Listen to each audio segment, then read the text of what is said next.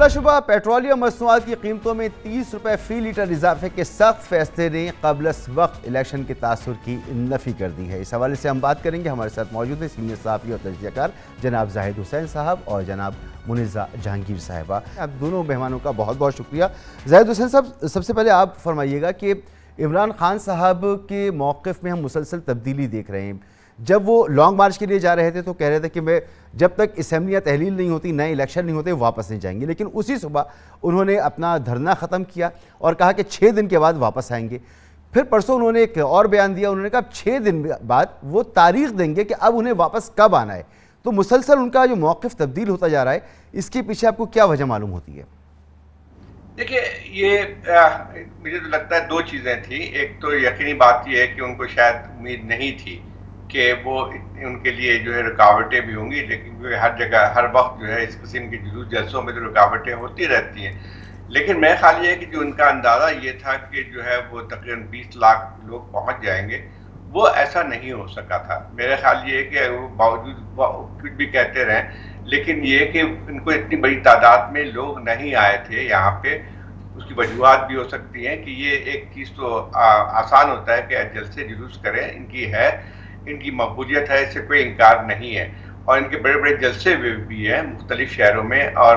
لوگ بھی اس میں آئے تھے۔ لیکن لوگوں کو یہ امید کرنا کہ وہ 2 ملین لوگ جو ہیں وہ اسلام آباد کی طرف آ جائیں گے اور یہاں پہ دھرنا ڈالیں گے، میرے خیال یہ ہے کہ ان کی توقع غلط ایک تو یہ وجہ تھی۔ دوسری بات، یقینی طور پہ جو ہے وہ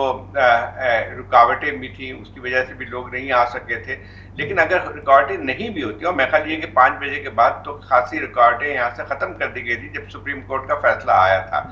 لیکن میرے خیال اس میں بہت دیر ہو چکی تھی۔ میرا خیال یہ کہ عمران خان صاحب نے بہت زیادہ توقع باندھ رکھی ہے کہ ان کی اتنی بڑی سپورٹ ہے کہ وہ اتنی بڑی تعداد میں لوگوں کو لا کے یہاں پہ حکومت کو ختم کر دیں گے، تو میرے خیال وہ ان کی غلط فہمی ہے۔ اور اب اسی میں دیکھیں کہ اب ان کے مستقل جو ہے ان کی